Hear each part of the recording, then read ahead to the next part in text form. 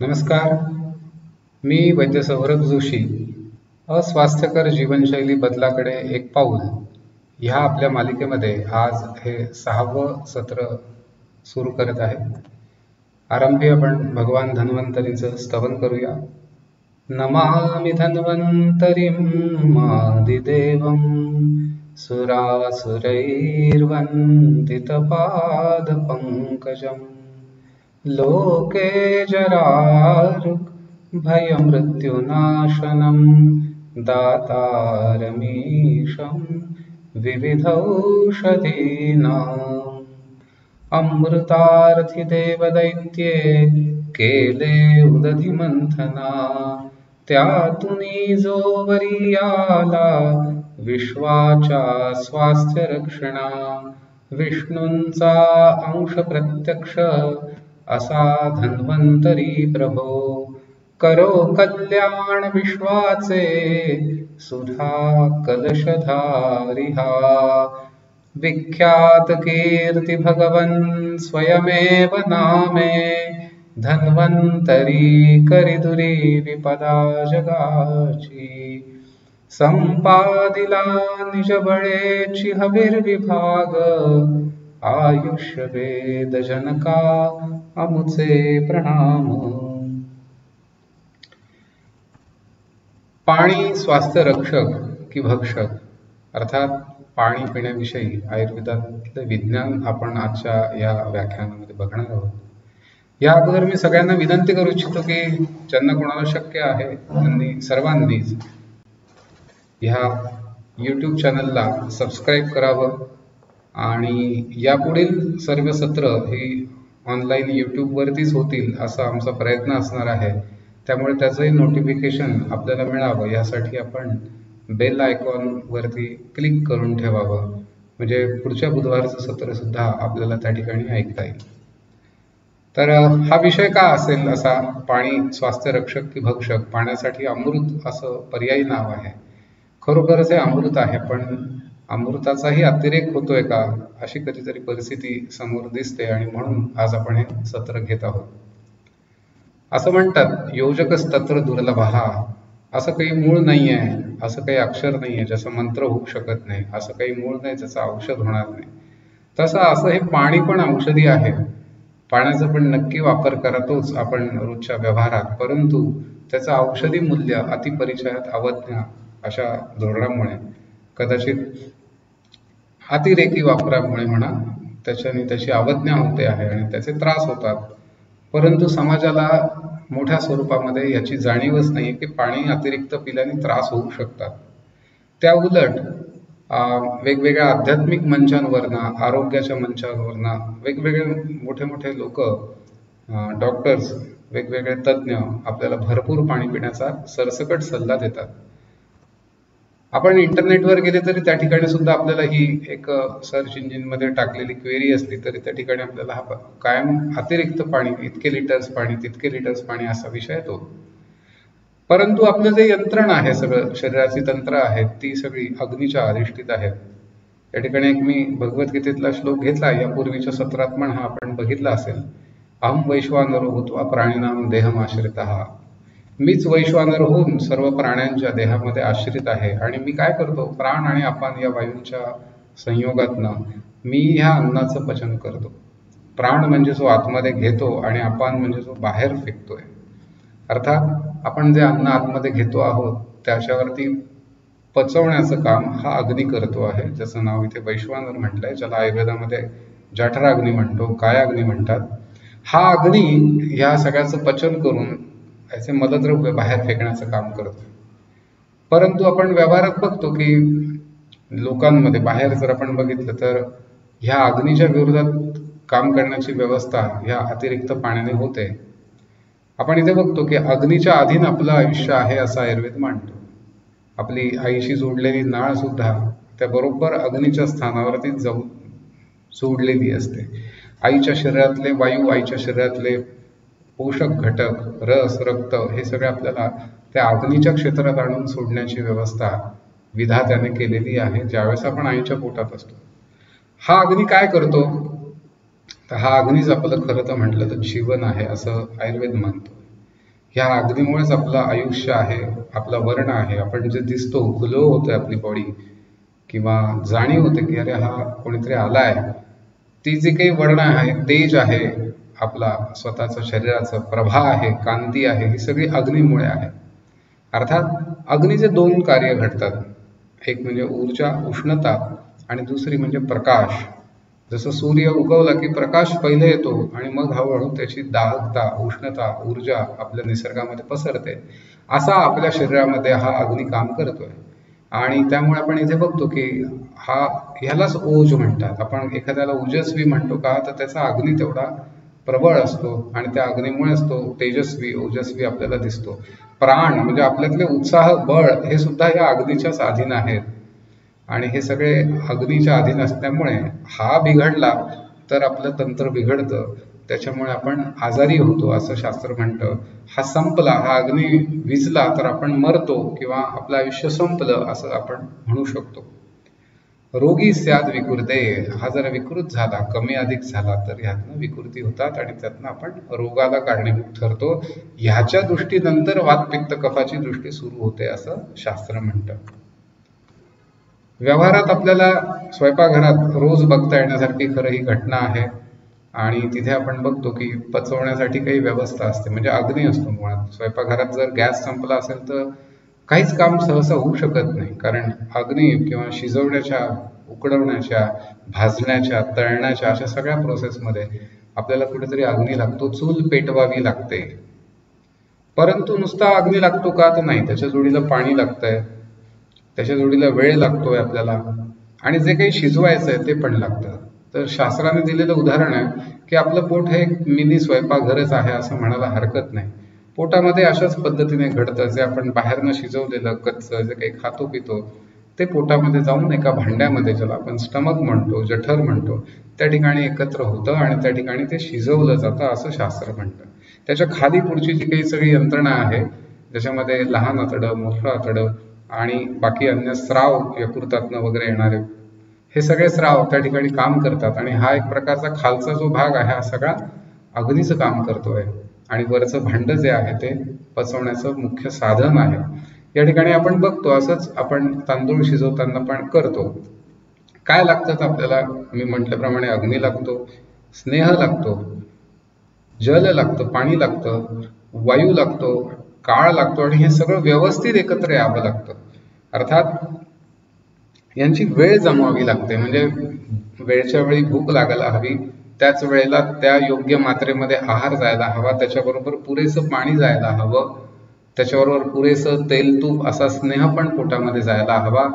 आणि तेव्हा कुठे हा अग्नी व्यवस्थित त्या सगळ्याचं पचन करतो. ह्याला आपण योग्य वेळ दिला पचण्यासाठी. तर आपल्या गेल्या सत्रामध्ये आपण हा विषय बघितला आहे की आहाराचं पचन होणं हे काळाच्या अधीन आहे, त्याला वेळ द्यावा लागतो. फळ झाडावरनं जसं कच्चं पिकतं आणि ते पिकण्यासाठी वेळ द्यावा लागतो, नैसर्गिकरित्या पिकवताना आपल्याला तो वेळ कमी अधिक प्रमाणात द्यावा लागतो प्रत्येक फळासाठी, तसं आपल्या आहाराला पचवण्यासाठी आपल्याला वेळ द्यावा लागतोय. तर हा अग्नी पाण्याशी एकत्रित येऊन आपल्या पोटामध्ये काम करतो, जसं स्वयंपाकघरामध्ये आपण काम करतो आहोत. परंतु व्यवहारामध्ये अग्नी आणि पाणी यांचं एकमेकांचं वैर आहे म्हणायला गेलं तर. आपण कुठेही आग लागली तर पहिल्यांदा तिथे पाण्याचे बंब पोहोचवले जातात, मोठे मोठे पाण्याचे स्प्रे तिथे आग विझवण्यासाठी वापरतात. ह्याला पिंडी ब्रह्मांडी न्याय म्हणतो, किंवा आयुर्वेदामध्ये ह्याला लोक पुरुष साम्य म्हणतात. लोक म्हणजे शरीराच्या बाहेरच्या घटना, घटक, आणि आपलं शरीर म्हणजे पुरुष जिथे वास करतो ते शरीर, ह्यांच्यामध्ये साधर्म्य आहे. परंतु बाहेरची पेटणारी आग, स्वयंपाकघरातली चुलीवरची आग आणि पोटातली आग एकसारखी नाहीये. तरी सुद्धा एक लक्षात येत आहे आपल्याला की बघा, पाणी पचावं लागतं आपल्याला. एक उदाहरण मी देतो तुम्हाला की कोणी माता भगिनी ज्या वेळेस घरामध्ये स्वयंपाक करतात तेव्हा जर डाळ आपल्याला वरणाची कमी पडली वेळेवरती, तर काही वेळेस त्याच्यामध्ये पाणी टाकलं जातं, गरम पाणी टाकून पुन्हा ते गॅसवरती गरम केलं जातं. नुसतंच पाणी टाकून आपण ते वाढायला घेत नाही, कारण त्याच्यामध्ये ती डाळ आणि ते पाणी एकजीव होत नाही. त्याचा संस्कार घडावा लागतो, ते एकत्र यावं लागतं, आणि त्याच्यासाठी आपण त्याला पुन्हा कधी कधी गॅसवर ठेवून शिजवतो, एकत्रित त्याला एक उकळी आणतो, आणि उकळी आणल्यानंतर आपण ते त्याच्यामध्ये बदल बघतो. की ती जी अगोदरची नुसतीच पाणी टाकलेली डाळ असली असती, वरण करताना पण हीच प्रोसेसर आहे की डाळ शिजवली की ती घोटली जाते, तिच्यामध्ये गरम पाणी टाकलं जातं आणि पुन्हा ते उकळवलं जातं एकत्र, म्हणजे ते पाणी आणि ती डाळ एक जीव होतं. शरीरामध्ये पण हेच घडतं. असं नाही घडलं नुसतंच पाणी पोटात टाकत राहिले तर काय घडतं, ते हे असं घडतंय. म्हणजे आग विझवण्याचं काम होत आहे, आग मंद होते, पोटातली भूक मंद होते. हा एक प्रकारे आपला सगळ्या जगण्याचा जो भाग आहे तो आपण आणि आपल्या आजूबाजूचा निसर्ग, ज्याच्यामध्ये हवा आहे, पाणी आहे, पार्थिव घटक आहेत जे भूमीतनं येणारे मूल, कंद, भाज्या, फळं, ही सगळी पदार्थ ह्यांचं एकत्रित स्वरूपातलं मिश्रण म्हणजे आपलं खरं तर जीवन आहे. एकत्रित फक्त नुसतंच खाल्लं तसं नाहीये, तर आपल्या शरीराने त्याच्यावर काय काम केलं त्याचा परिपाक म्हणजे आपलं आयुष्य आहे. पाण्याच्या बद्दल बघतात ना, एक प्रयोगामध्ये वैज्ञानिक विश्वामध्ये एक शब्द आहे मटेरियल्स अँड मेथड्स. आजच्या आपल्या व्याख्यानामध्ये आपण मटेरियल्सवर बोलणार नाही, म्हणजे पाणी कुठलं प्यावं, विहिरीतलं प्यावं, तलावातलं प्यावं, बोरिंगचं प्यावं, फ्रीजचं प्यावं, आरोचं प्यावं, हा आपल्या व्याख्यानाचा विषय नाही आहे, कारण ते मटेरियल्समध्ये आपण मेथड्सवरती बोलतो आहोत. पिण्याच्या पाण्याच्या सवयी, हॅबिट्स ऑफ ड्रिंकिंग वॉटर. पिण्याच्या पाण्याच्या पद्धती बदलल्या तरी परिणाम बदलतात असं आपण शेती प्रयोगांमध्ये नेहमी बघतो. आपण एकेकाळी पाटाने पाणी देत होतो, आज आपण ठिबक सिंचनाने पाणी देतोय. अनेक वेगवेगळ्या प्रकारच्या पाणी देण्याच्या पद्धती व्यवहारात पाहायला मिळतात. ती बदलली तर परिणाम बदलतात. जसं तिथे घडतंय, मी मगा म्हटल्याप्रमाणे निसर्गात जे घडतं तसंच शरीरामध्ये घडतं. आपण आपल्या शरीरामधले बदल हे अशा पद्धतीने जाणीवपूर्वक जर केले तर आपल्याला पण बदल अनुभवायला येतात, सकारात्मक बदल अनुभवायला येतात. तर हे पाणी पिण्याचं विज्ञान आजच्या व्याख्यानात आपण बघणार आहोत. पाणी पिण्याबद्दल बरेच समाजात गैरसमज आहेत, पण माझ्या अनुभवाप्रमाणे मी सांगतो की गैरसमज अधिक आहेत. काय आहेत? तर मी सुरुवातच मगा म्हटल्याप्रमाणे इंटरनेटवर तुम्ही सांगितलं ड्रिंकिंग वॉटर बेनिफिट्स, एक लिंक जस्ट आपण एक जस्ट कीवर्ड टाकला गुगलला तरी तुम्हाला प्रश्न लोकांचे बघायला मिळतात. What are the benefits of drinking lot of water. नंतर what happens to your body when you drink lot of water. Is drinking 2 litres. म्हणजे थोडक्यात प्रमाण भरपूर असावं ह्याच्याबद्दल तुम्हाला बघायला मिळेल. प्रसंगी अनेक व्हिडिओज तुम्ही यूट्यूबवर बघितले तर तिथेही तुम्हाला हे जाणवेल की भरपूर पाणी पिल्याबद्दल खूप जण कौतुकाने बोलतात. एक अमुक लिटर, जसं इथे 2 लिटर म्हटलंय, लोक 3 लिटर पितात, कोणी 5 लिटर पितात, कोणी, त्याचं काय म्हणजे हिशोब नाहीये. भरपूर पाणी प्यावं हे एक नोशन आहे, ठरलेलं आहे. सुरुवात म्हणजे इथे 1 should drink lot of water, मग म्हटल्याप्रमाणे at least x litres of water, 1 2 3 4 5 n number आहेत त्याच्यामध्ये. Then kick start the day with drinking water. आयुर्वेदात हा आहे विषय असं लोक समजतात. पुषप पान, सकाळी उठून पाणी प्या. मग ते किती प्या याच्यापासून चर्चा आहे. गरम प्या, गार प्या, लिंबाचं प्या, हळदीचं प्या, अनेक प्रकारचं पाणी आहे. रात्री कसलं तरी विशिष्ट भांड्यात ठेवलेलं पाणी सकाळी उठून प्या. तर हे पाणी पिण्याची पद्धत. नंतर drinking water helps you for flushing. पोट साफ होण्यासाठी तुम्हाला पाण्याचा उपयोग होतो खूप, म्हणून भरपूर पाणी प्यायला सुचवलं जातं. Then don't drink during meal, drink after meals. हा एक कॉमन आहे. आम्ही रुग्णांना नेहमी विचारतो पाणी कसं पिता आहात, जेवणा अगोदर, जेवणात की जेवणानंतर. तर त्यांचा सामान्य समज असतो की आयुर्वेदामध्ये असं सांगितलेलं आहे की जेवताना पाणी पिऊ नये आणि जेवण झालं की अमुक 15 मिनिटांनी, अर्ध्या तासाने, 1.5 तासाने लोक तांब्यावर पाणी पितात. Keep your self hydrated. आम्ही खूप व्यायाम करतो आणि व्यायाम करत नसलो तरी हा एक नोशन आहे की आपण हायड्रेटेड असलं पाहिजे पुरेसं. त्यामुळे सकाळपासून रात्री झोपेपर्यंत नव्हे, झोपेतनं मधनं जाग आलं तरी लोक पाणी पिऊनच झोपतात पुन्हा, असा अनुभव आहे. पुढे drinking more water boots immunity. हा एक मोठा, तुला म्हणतो मार्केटचा शब्द आहे आजच्या घडीला, इम्युनिटी. भरपूर पाणी प्या आणि तुमचं आरोग्य सुधरवा किंवा रोगप्रतिकारक शक्ती वाढवा, अशी पण माहिती बऱ्याच ठिकाणी प्रस्तुत होताना पाहायला मिळते. रुग्णांचा एक नेहमीचा प्रश्न असतो, तुम्ही पाणी कमी प्या सांगतायत, थोडं प्या असं सांगतात, आणि ते म्हणजे वैद्य सोडून अन्य सगळे डॉक्टर्स किंवा आहार तज्ज्ञ आम्हाला भरपूर पाणी प्या असं सांगतात. असं का बरं? तर ह्या अशा काही गैरसमजांबद्दल आपण आजच्या व्याख्यानात चर्चा करणार आहोत. Never confuse education with intelligence. मी शिकलो आहे, असे अनेक जण शिकलेले आहेत, परंतु आम्ही शिकलोय म्हणून सांगतो, ह्या गोष्टीवरती विश्वास न ठेवता तुम्ही तुमचा सुद्धा बुद्धी या ठिकाणी थोडीशी लावण्याची आज गरज आहे, असं या पाण्याच्या बाबतीत बोलावं लागेल. ते का, ते आपण पुढे बघूया. आयुर्वेद असं म्हणतो की आयुर्वेदामध्ये व्याख्या जी आहे, वेद आणि या शब्दाचं एकत्रित शब्द आयुर्वेद होतो. तर आयुर्वेदाबद्दल हितकर काय, आयुष्याबद्दल हितकर काय, अहितकर काय, सुखकर काय, दुःखकर काय, ह्या सगळ्याचा गोषवारा चर्चा जिथे केलेली आहे. आणि ही कशी आहे चर्चा, तर वेदना आहे. ती वेदना म्हणजे संवेदना आहे, अनुभवजन्य आहे, एक्सपिरियन्स बेस्ड नॉलेज आहे, केवळ काहीतरी तत्वज्ञान नाही आहे. तर हे अनुभव घेतला तर तुम्हाला ह्याचा फरक अनुभवाला येईल. ज्याला आपण म्हणतो प्रत्यक्षाला प्रमाणाची आवश्यकता काय, तुम्ही अनुभव घेतला तर तुम्हाला हा बदल जाणवेल. जेव्हा चर्चा येते मेथडशी, तेव्हा हे काही प्रश्न येतात, हू, व्हाय, हाऊ, वेन, वेअर, यासारख्या प्रश्नांची आपण आता चर्चा करणार आहोत. तुम्ही कोण आहात, पाणी पिताना हा विचार येतो. जसं तुम्ही आरोग्य संपन्न आहात, कुठलाही रोग नाही आहे, तेव्हा तुम्ही पाणी किती प्यावं, किती कसं प्यावं, किंवा तुम्ही आजारी आहात तर कुठल्या आजारपणात पाणी पितात, कुठल्या आजारपणात कमी प्यावं, कुठल्या आजारपणात औषधी प्यावं, ह्याबद्दलचं मार्गदर्शन आयुर्वेदामध्ये नक्की आहे. दुसरा महत्वाचा विषय की तुम्ही लहान मूल आहात, तरुण आहात, की वृद्धापकाळाकडे काळाकडे झुकणारं तुमचं शरीर आहे, त्याच्यानुसार तुमचं पाण्याचं प्रमाण नक्की बदलतं. सगळ्यात महत्वाचं आजच्या काळामध्ये तुम्ही बुद्धिजीवी म्हणता येण्यासारखा जो काही ऑफिस क्लास वर्क आहे, बैठं काम आहे, फारसं काही काम शारीरिक नाही आहे. शारीरिकही असलं तरी मी कारने फिरतो, गाडीवर बसतो, घरामध्ये पण माझ्या त्या मनाने सुखसुविधा आहेत. तर असं माझं एक कष्ट टाळू आयुष्य आहे, माझ्या शरीराला कष्ट नाही आहेत फारसे, असं माझं जीवन आहे का मी एक रस्त्यावरचा कामगार आहे, मला मोठे मेहनतीची कामं करावं लागतात, बांधकाम मजूर आहे मी. तर माझं आयुष्याचं स्वरूप कसं आहे कामाचं, त्याच्यानुसार माझं खरं पाण्याचं प्रमाण कमी अधिक होणं अपेक्षित आहे. सगळं महत्वाचं अजून येतं की व्यायाम करतो की नाही करतो मी, माझ्या अंगाला घामाचं काय परिस्थिती आहे, घाम किती येतो. अगदी वर्षानुवर्ष घाम न आलेले रुग्ण आपण बघतो आणि ते मात्र दिवसभर भरपूर पाणी पिताना आम्ही अनुभवतो की त्यांना सांगावं लागतं एवढं पाणी पिण्याची खरंच गरज आहे का.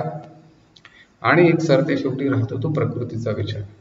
एकच नियम सगळ्यांना लागू पडेल का, जर एक फक्त व्यक्ती म्हणून बघितलं तर एवढे तुमच्यामध्ये बदल आपल्याला अनुभवाला येतात. तेव्हा हे सरसकट जे नोशन आहे भरपूर पाणी प्यावे, हे कसं काय लागू पडेल बुवा. काही जणांची प्रकृती उष्ण असू शकते, त्यांना तेवढं पाणी लागेल. काही जणांना व्यसन असतात, तंबाखू सारखं, सिगरेट सारखं व्यसन असेल तर त्या अंगामध्ये फाजील उष्णता वाढते आणि मग त्या ठिकाणी तुम्हाला पाणी सारखं फारखं पिणं, तहान लागणं अशी परिस्थिती येणं साहजिक आहे. परंतु तसं काही नसताना सुद्धा अतिरेकी पाणी पिणं हे घातक आहे. सांगणारे एक वेगळी गोष्ट असते, the map tells you the road is this way but they don't give the experience of territory. Actual ग्राउंडवर काय आहे हे मॅपवरती लक्षात येत नाही. तसं जे कुठेतरी मोठ्या फोरममधनं, मोठ्या प्लॅटफॉर्मवरनं आपल्याला भरपूर पाणी प्या असं सांगतही असले तरी अनुभव आपल्याला घ्यायचा आहे. त्यामुळे कोणी काही सांगत असलं तरी मग मी म्हटल्याप्रमाणे मी सांगतो म्हणून पण नाही, तुम्ही तुमची बुद्धी ठेवा. भगवंतांनी सगळ्यांना बुद्धी दिलेली आहे, जी समस्त प्राणी मात्रांना दिली, तुम्हाला दिलेली आहे, तिचा तुम्ही या ठिकाणी वापर करायचा, हाच माझा उद्देश आहे. का पितो आपण पाणी, खरा प्रश्न आहे हा. खरं तहान असेल तर पाणी पिणं हा एक भाग आहे आणि तहान नसताना पाणी पिणं हा दुसरा भाग आहे. प्रायः अनुभवाला असं येतं की ज्यांचा सवयीचा भाग झालेला आहे, की ज्यांना ह्या अशी काही माहिती ऐकल्यामुळे त्यांना सवय लागलेली आहे आणि त्यांना जाणच नाहीये स्वतःच्या अपेक्षांची, शरीराला खरंच भूक लागली आहे का, तहान लागली आहे का, ह्याचा कुठेही विचारच नाहीये, गंधच नाहीये. केवळ आलं समोर पाणी की घ्या. पण जेवायला गेलो किंवा हॉटेलमध्ये गेलो तरी ते तिथे पहिल्यांदा पाणी आणून देतात आणि आपण तहान आहे की नाही हा प्रश्नही न विचारता सरळ स्वतः पाणी पिऊन घेतो. हा एक प्रकार आहे. दुसरा आहे खरंच आपल्याला तहान लागते का, तर ती गरज आहे. तृष्णा, तहान लागणं ही शरीराची खरी गरज आहे, पण ती लागेपर्यंत आपण थांबतोय का. काही व्याधी परिस्थितीमध्ये आपल्याला पाणी पाणी होतं, म्हणजे मी खूप गोड असं श्रीखंडपुरीचं जेवण जेवलोय आणि मग मला पाणी पाणी होत आहे, अजीर्ण झाल्यावरती पाणी पाणी होत आहे मला, किंवा मला काही रोग झालेला असेल तर त्या परिस्थितीमध्ये सुद्धा माझ्या अंगामध्ये उष्णता वाढल्याने काहीतरी ताप आल्यासारखी परिस्थिती असल्यामुळे किंवा प्रसंगी अन्य कुठल्या विकारांमध्ये मला पाणी जास्ती लागू शकतं, तर ही वेगळी परिस्थिती आहे स्वतंत्र. आपल्याला विषय जो समोर येतोय तो रुग्ण म्हणून बघताना आम्हाला अनुभवाला येतं की तहान नसताना पाणी पिणं हा एक विषय समोर येतो. केव्हा प्यावं ह्याच्याबद्दलही असेच अनेक समज आहेत. अनेक ठिकाणी आपल्याला सकाळी उठल्या उठल्या पाणी पिण्याची सवय पाहायला मिळते, रात्री झोपताना पाणी पितात, दिवसभर पाण्याची बाटली बरोबर ठेवून येता जाता पाणी पितात. बरं, हा फरक कुठे पडतो का? तर नाही, आम्ही 12 महिने हेच करतो. मग पावसाळा बाहेर भरपूर असला तरी आम्ही सकाळी उठल्यावर गार पाणी पितो, काही जण गरम पितील, पण पाणी पिणार. जेवणाच्या बाबतीतही हाच प्रश्न आहे. मधल्या काळामध्ये अनेक जणांनी काही आरोग्यपर चर्चा केल्या समाजामध्ये, मग ते आध्यात्मिक क्षेत्रातले असतील, राजकीय विषयातले असतील, सामाजिक काही ज्याला आंदोलन म्हणता येईल अशा विषयातले असतील, असे अनेक जण पाणी पिण्याबाबतीत बोललेले आहेत. नक्की त्यांचे उद्देश वाईट नसावेत, परंतु कुठेतरी ते सरसकट सगळ्यांना लागू होत नाही ह्या गोष्टी या ठिकाणी आपण विसरून जातो आहोत. जसं आपण दिवसाचं आणि रात्रीचं जर चक्र बघितलं तर दिवस हा सामान्यपणे उष्ण आहे, गरम आहे, कारण सूर्याचा उदय होतो. रात्र शीत आहे, चंद्राचा तिथे अस्तित्व असतं, प्रसंगी चंद्रही नसला तरी रात्र गार आहे. मग अशा परिस्थितीमध्ये आपण दिवसात पाणी लागू शकतं जास्ती, साहजिक. रात्र आपली जर तशी नसेल, श्रमाची नसेल, फार आपण रात्री श्रम करत नसू किंवा रात्री आपल्या अंगाला घाम फुटत नसेल, तर आपल्याला रात्री पाणी साहजिकच कमी लागणार आहे. परंतु लोक हा कुठलाही विचार करत नाही, पहाटे उठून सरळ सरळ गार पाणी पितात. साहजिक पहाटची जी वेळ आहे, सकाळी 5 वाजता 6 वाजता, ही वेळ दिवसभरातल्या 24 तासातली सगळ्यात थंड काळ असतो.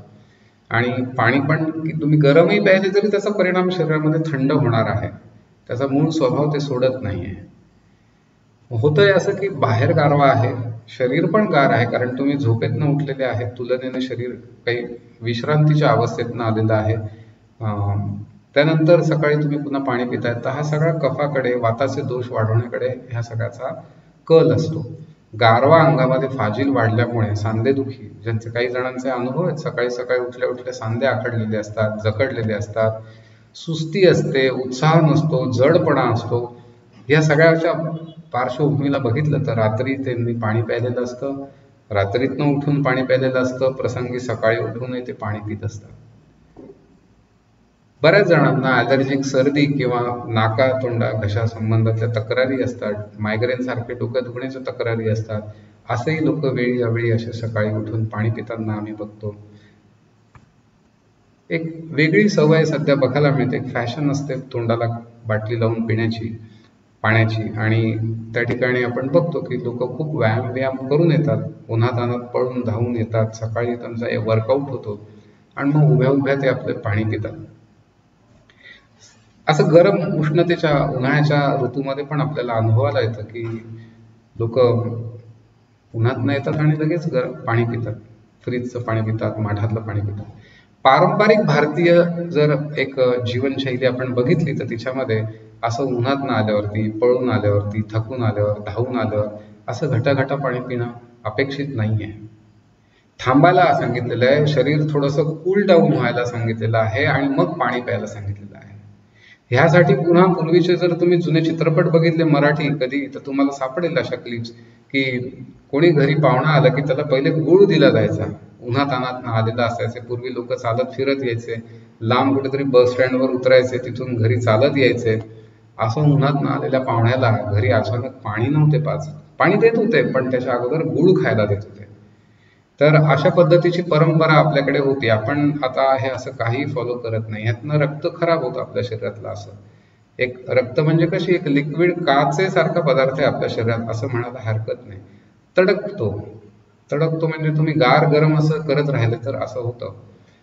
तर शक्यतो ही एक सवय आपण टाळावी. उन्हाच्या किंवा गरम एक्सरसाइज केलेल्या शरीरामध्ये अचानक तुम्ही अशा पद्धतीने गार पाणी ढकलणं किंवा पिणं हे चुकीचं आहे.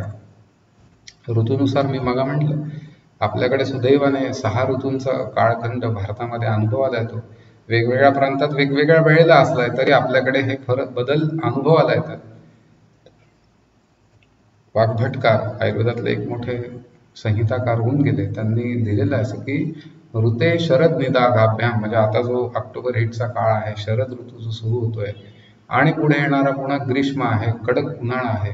हे 2 ऋतू जर आपण सोडले तर अन्य सर्व ऋतूंमध्ये पिबेत स्वस्थोपि चल्पशः, तुम्ही स्वस्थ असाल, तुम्हाला कुठला रोग नसेल, तरी सुद्धा तुम्ही ह्या 2 ऋतू सोडून ग्रीष्म आणि शरद ऋतू सोडले तर तुम्ही अत्यंत अल्पशः म्हणजे थोडं थोडं पाणी प्यायला पाहिजे.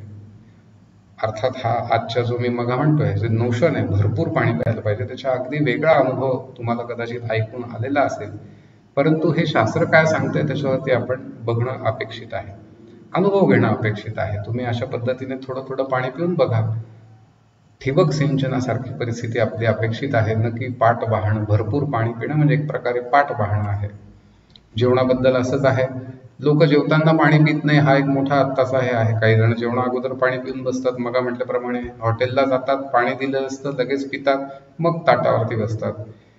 आपल्याकडे पारंपरिक जेवणाच्या जे काही ताट वाटी आहे त्याच्या जोडीला हे एक वेगळं भटतो म्हणजे लोटी भांड आपल्याकडे ताटाबरोबर असायचं. ते जर जेवताना पाणी प्यायचं असलं तरच ते उपयोगाला आलं असतं, म्हणजे ते जेवताना पाणी प्यावं लागेल ह्यासाठीच ते बरोबर आहे. अन्यथा ताटवाटीच्या ह्या सेट बरोबर पिण्याचा पाण्याचा ग्लास किंवा अशा पद्धतीचं लोटी भांड आलंच नसतं. एक उदाहरण मी या ठिकाणी देतो की अनेक जण जेवण झाल्यावर पाणी पितात, म्हणजे जेवताना पाणी सुद्धा न घेऊन बसणारे अनेक जण मी बघितलेले आहेत. मोठ्या मोठ्या पंक्तींमध्ये आपण अनुभवाला हे येतं. पाणी लागत नाही अनेकांना जेवताना, वास्तवात ते चुकीचं आहे. जेवताना थोडं थोडं पाणी पोटामध्ये जायला हवं. अन्यथा काय होतं, जे आपलं मागचं व्याख्यान होतं त्याच्यामध्ये आपण बघितलं होतं की पोट पूर्ण भरलं जातं. जेवण भरून तुम्ही करतात, पोट भरून जेवतात आणि नंतर पाणी पितात, म्हणजे जी काही उरली सुरली पोटातली जागा होती ती सुद्धा तुम्ही पाण्याने पूर्ण भरली, जी की वात पित्त आणि कफासाठी आपल्याला अपेक्षित आहे. मगाच सांगितलेल्या स्वयंपाकघरातल्या उदाहरणानुसार तुम्ही बघितलं तर दुधाचं भांड सुद्धा आपण पूर्ण भरत नाही तापवायचं असेल तेव्हा. कोणतंच कुकर आपण पूर्ण गच्च भरून शिजायला ठेवू शकत नाही. पातेलीमध्ये वरण आपण उकळायला पूर्ण भरून ठेवत नाही, कारण कुठल्याही शिजवण्याच्या पकवण्याच्या प्रोसेसमध्ये जागा लागते. तिथे स्राव येतात आपल्या पोटामध्ये, तर वेगवेगळे स्राव त्याच्यामध्ये येतात, वायू तयार होतात वेगवेगळे.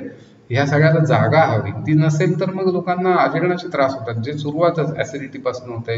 आंबट पाणी, जळजळ छातीत, घशाशी, तोंडामधनं वास येतात, घाण करपट ढेकर येतात. ही सगळी लक्षणं काय, ही लक्षणं आहे अजीर्णाची, इथे सुरुवात होते.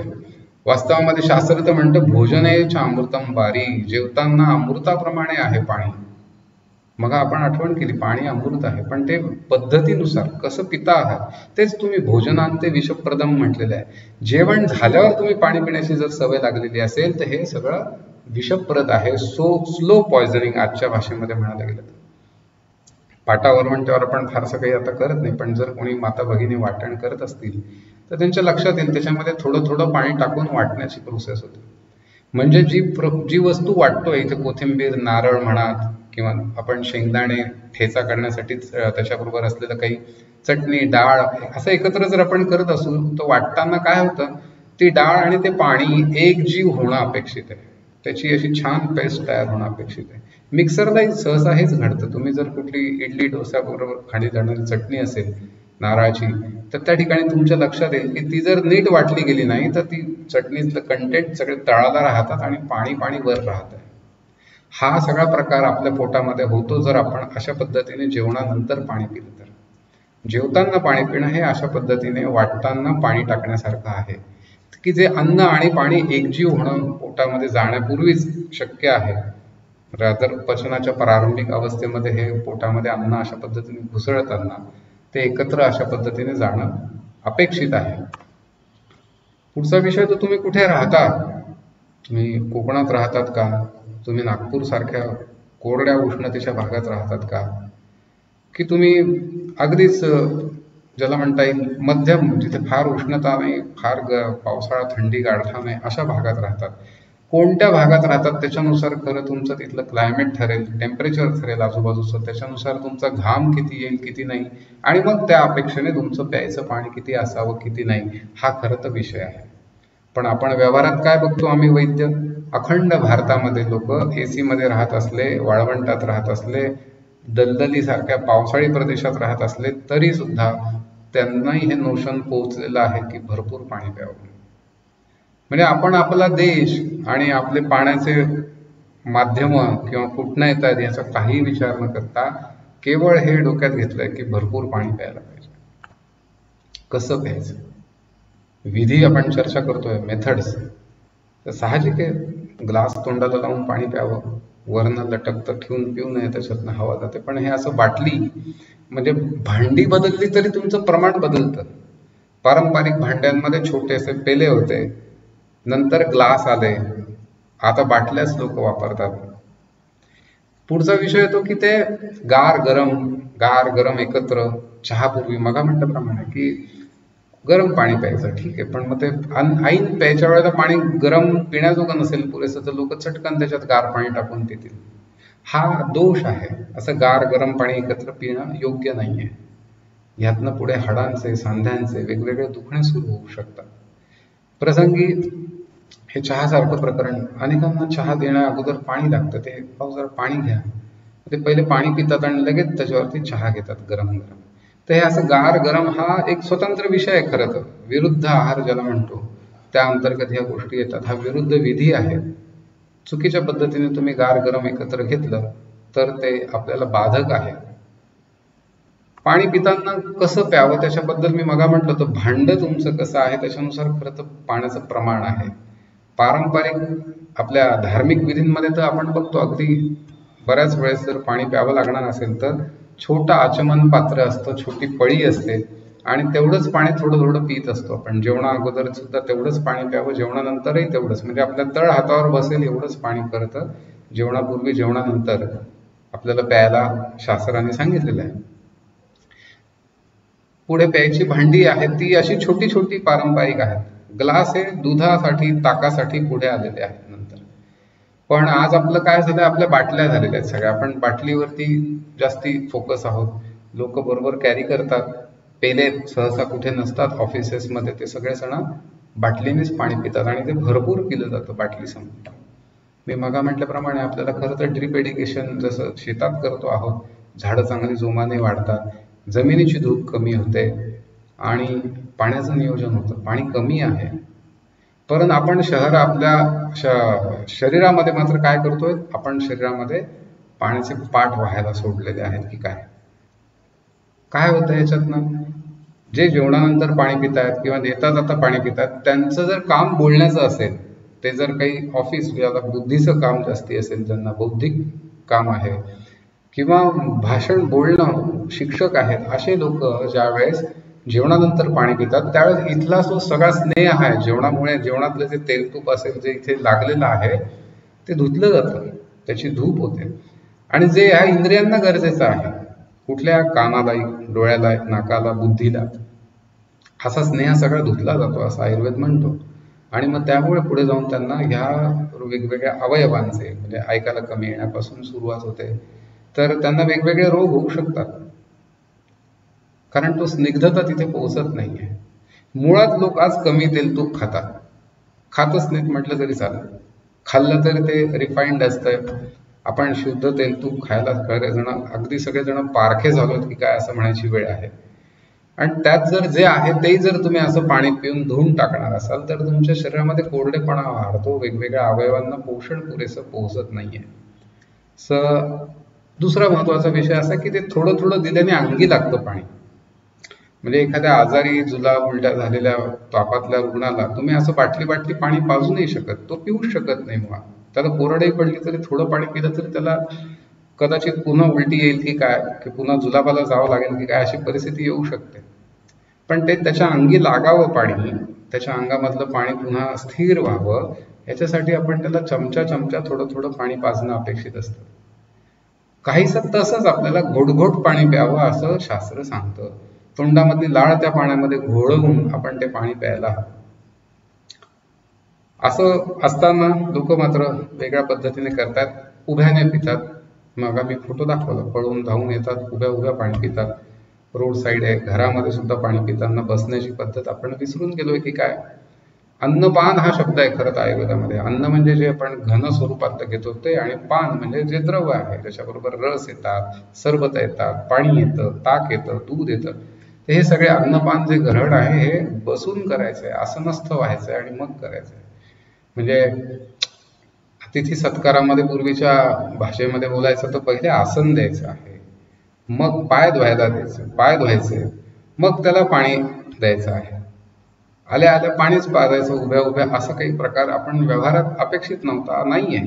आपण स्वतःसाठी पण करताना हेच करावं की तहान लागली, ठीक आहे, बसा, पाणी प्या, उभ्या उभ्या पाणी पिऊ नका.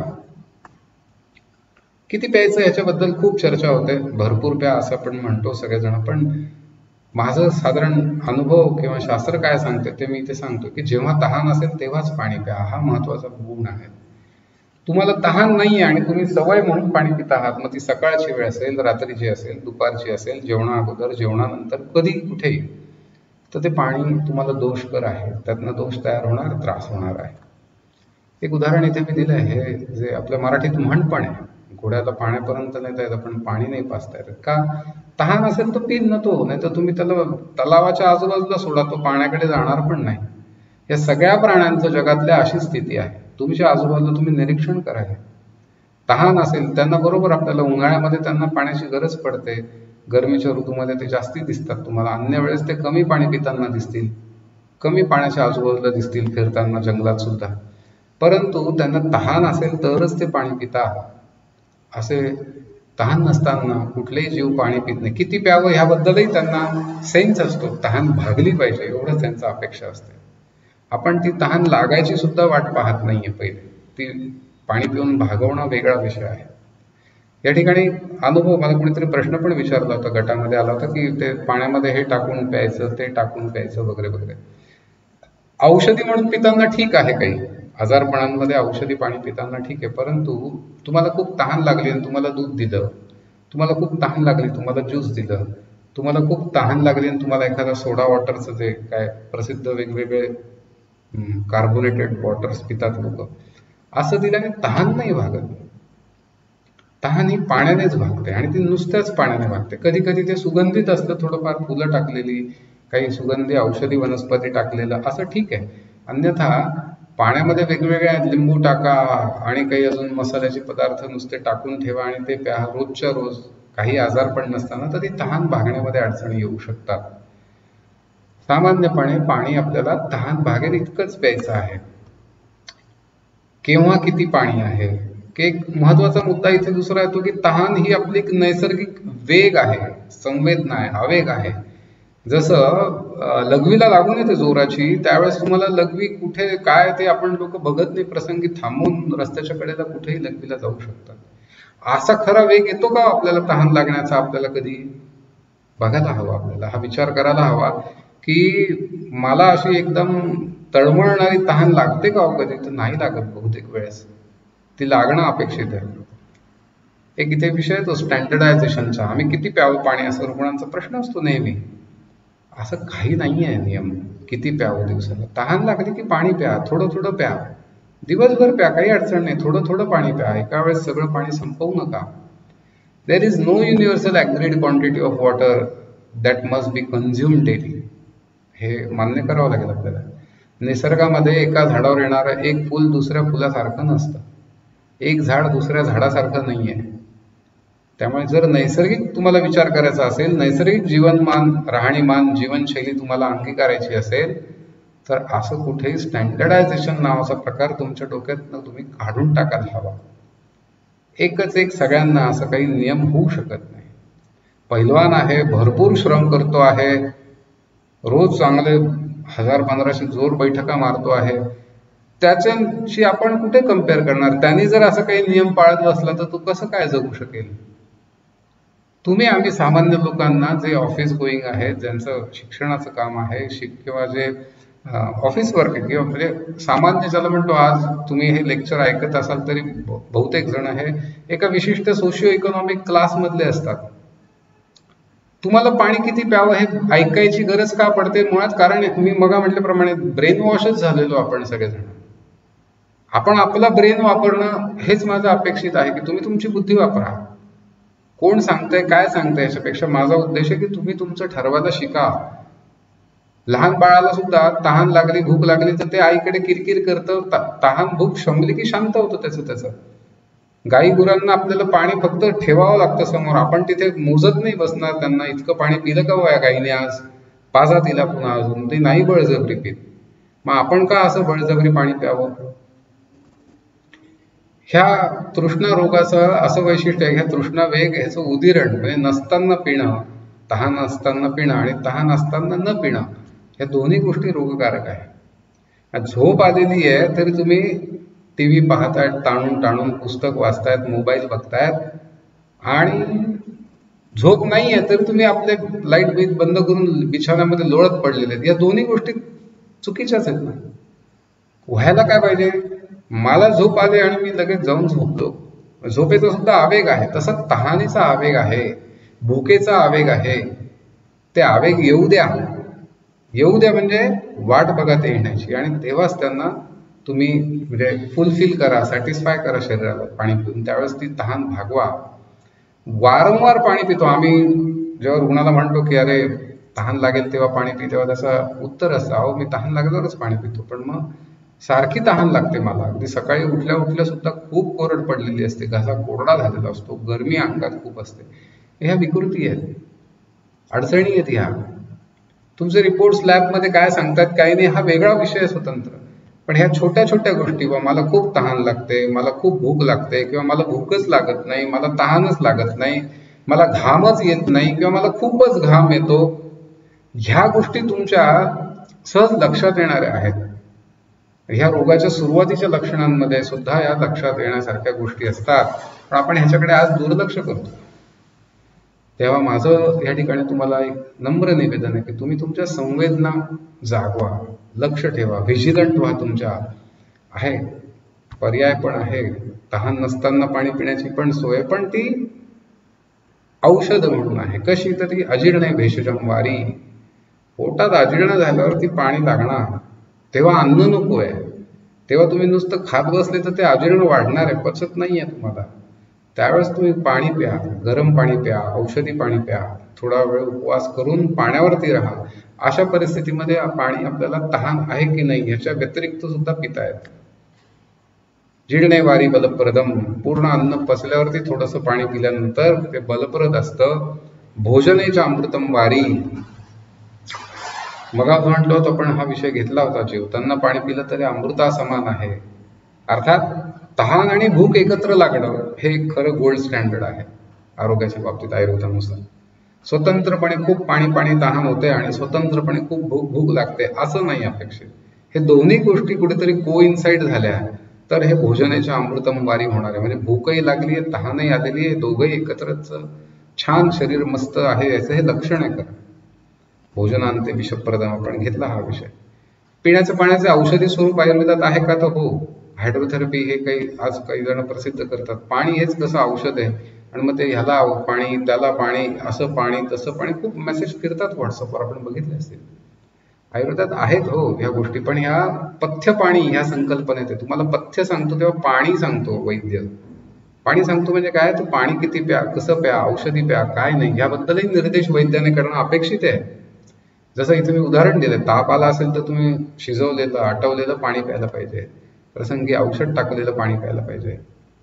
तहान लागत असेल, मी मग म्हटल्याप्रमाणे खूपच पाणी होत आहे, त्यावेळेस आपण गरम मातीचं ढेकूळ तापवून ते पाण्यात भिजवलेलं किंवा बुडवलेलं पाणी प्यायला पाहिजे असं म्हणतो. साधारण माठातलं पाणी किंवा काय हे त्या काळामध्ये आपण तेव्हाच ते सजेस्ट केलेलं असतं, किंवा आपण पारंपरिक याच्यामध्ये माठ त्याच वेळेस वापरायला काढतोय जेव्हा खूप तहान लागणार आहे.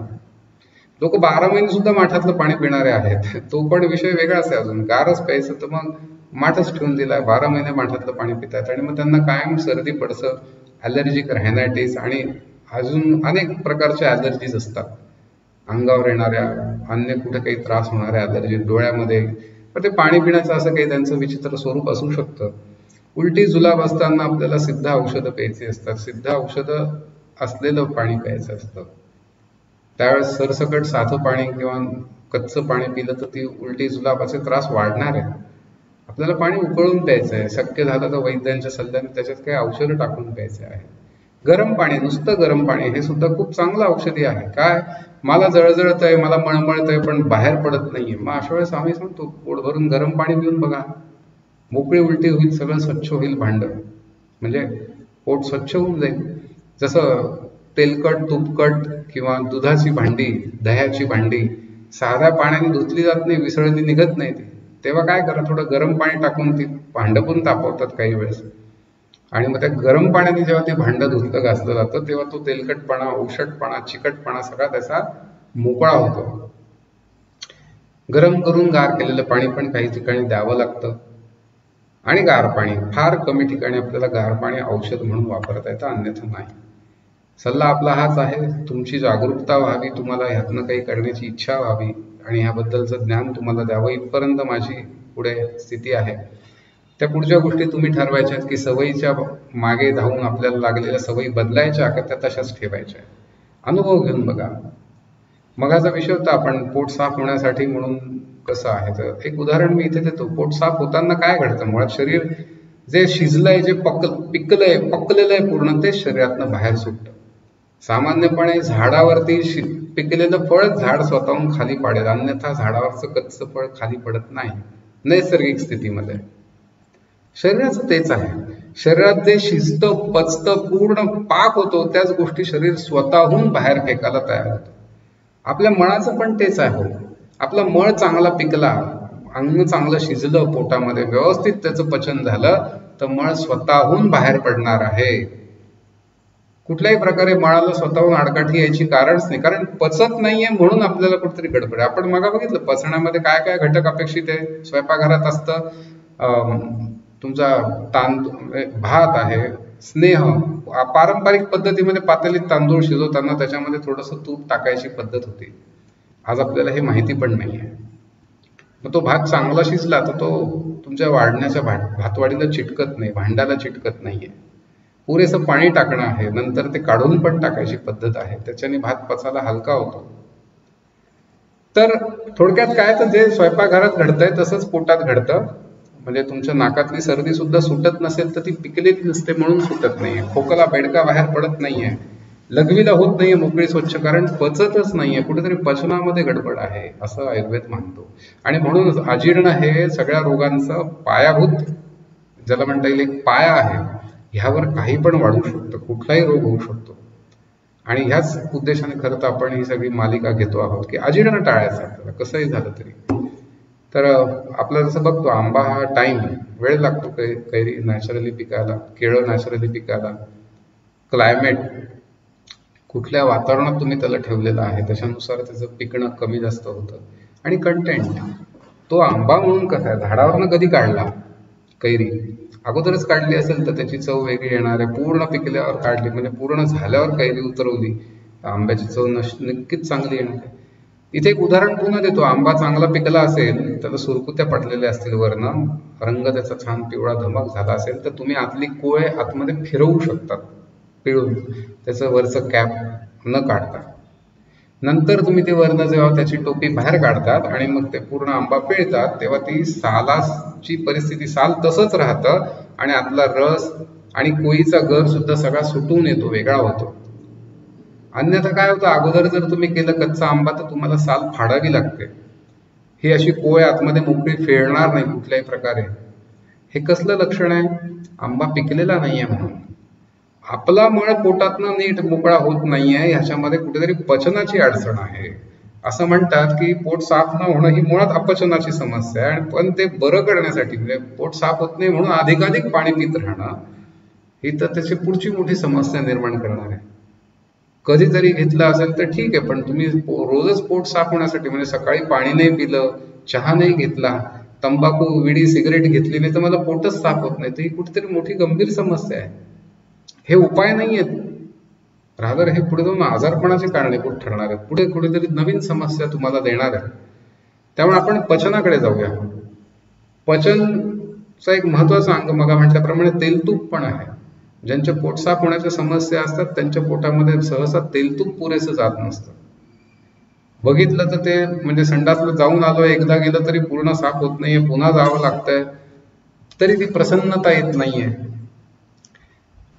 अनेक उदाहरणं आहेत खरं तर, पुन्हा स्वयंपाकघरातले देता येतील की तुम्ही कणिक मळताना माता भगिनी बघितलं असेल तर ते परातीला लागलेली, हाताला लागलेली कणिक थोडंसं तेल लावून हात चोळले, परात चोळली तर ती सगळं कणिक सुटून येते व्यवस्थित. ती कणिक नाही तर चिकट असते खूप, पण थोडंसं तेलाचा हात लावला अंगाला, हाताला कणकेला तेल लावलं किंवा परातीला तेल लावलं, पोळपाटाला तेल लावलं, लाटण्याला तेल लावलं तर ते चिटकत नाही. हा चिकटपणा तुमच्या मळामध्ये असेल तर खरंच तुम्हाला तेलतुपाची आवश्यकता असते वेगळ्या पद्धतीने देण्याची.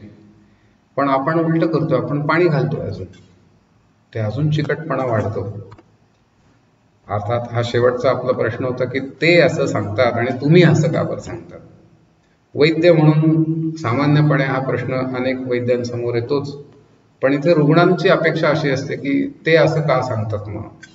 तर त्याची काही मला सुचलेली उत्तर मी आपल्या समोर इथे मांडतोय. मुळात म्हणजे तुम्ही त्यांच्याकडे काही सल्ला घेण्यासाठी सहसा जात नाही, केवळ मी ठीक आहे आणि आता मी MD मेडिसिन डॉक्टरांकडे किंवा मोठ्या कन्सल्टंटकडे जाऊन बसलोय आणि सल्ला मागतोय काहीतरी, असं होत नाही. आजारी पडतो तेव्हा तुम्ही जातात, साहजिकच त्यावेळेस काही औषधी उपचार तुम्हाला अपेक्षित असतात. औषधं ही बहुतेक वेळेस विषारी असतात आणि ती औषधं वेगळ्या ठरलेल्या वेळेमधनं बाहेर गेली पाहिजे शरीरातनं, ही अपेक्षा असते डॉक्टरांना. आणि तो त्यांचा जाण्याचा मार्ग हा युरिन आहे, लघवीतनं ती जातात. म्हणून कुठलीही ॲलोपॅथीची औषधं, अगदी व्हिटॅमिन्स वगैरे जरी तुम्ही खात असाल, टॉनिक सारखी औषधं, तरी सुद्धा ती बाहेर जाणं अपेक्षित असतं. अशी शरीरामध्ये साचली तर विकृती म्हणजे किडनी फेल, लिव्हर फेल आणि काही वेगवेगळ्या प्रकारचे साईड इफेक्ट्स म्हणता येतील किंवा दीर्घकालीन परिणाम औषधं घेऊन होतात. अशी परिस्थिती खरं तर होते आणि ती टाळावी म्हणून ह्या गोष्टी आहेत. आपले उदाहरणं बघितलेले आहेत, म्हणजे अनेक उदाहरणं आहेत. डॉक्टरांनी सांगितलेलं असतं पाणी भरपूर प्या. तुम्ही जर ॲलोपॅथिक उपचार घेणारच असाल आणि घेत असाल तर त्या पद्धतीने जायला हरकत नाहीये, माझं काही म्हणणं नाहीये. तसं नाही केलं तर मात्र क्रायसिसमध्ये आलेले रुग्ण बघितलेले, पण ताप आलेला आहे खूप, पण पाणी तर काहीच पिलं नाही, अंगात काही गेलं नाही, पण गोळ्या मात्र व्यवस्थित खाल्ल्या, मग किडन्या खराब झाल्या लगेच. असं का होतं? तर मी मगा म्हटल्याप्रमाणे औषधांना बाहेर पडणं अपेक्षित आहे, पोटात राहणं, अंगात राहणं अपेक्षित नाहीये. ठरलेलं काम करा आणि बाहेर व्हा. म्हणून ती पाणी पिण्याची त्यांची एक सल्ला असतो, सगळ्यांना भरपूर पाणी प्या. तो त्यांच्या परीने बरोबर पण आहे, परंतु आयुर्वेदानुसार असं काही होऊ शकत नाही. तुम्ही जेव्हा उपचार घेतात आयुर्वेदाचे तेव्हा तरी किमान तुम्ही हा विचार तुमच्या डोळ्यापुढे ठेवायला हवा की आपल्याला मोजकं पाणी प्यायचं आहे. काही प्रश्न आहे तर आपण नक्की विचारावेत, अन्यथा आपला व्हॉट्सअपचा गट आहे त्या ठिकाणी आपण हे प्रश्न पोस्ट करू शकतात. आपण आपल्या सोयीनुसार त्याला आमच्याकडनं उत्तर देण्याचा आम्ही नक्की प्रयत्न करूया. आणि पुढचं सेशन पण आपण ह्याच पद्धतीने घेणार आहोत, तेव्हा आपण पुन्हा एकदा मी विनंती करेन आपल्या ह्या आयुर्वेद सौरभच्या YouTube चॅनलला तुम्ही आत्ताच सबस्क्राईब करून ठेवा. बेल आयकॉन जो काही असतो तो पण तुम्ही तिथे ऑन करून ठेवा, म्हणजे तुम्हाला पुढचं नोटिफिकेशन पण वेळेवर मिळेल. धन्यवाद. आपण आपला बहुमूल्य वेळ दिलात आणि हे पूर्ण सत्र ऐकलं त्याबद्दल मी आपला आभारी आहे. धन्यवाद.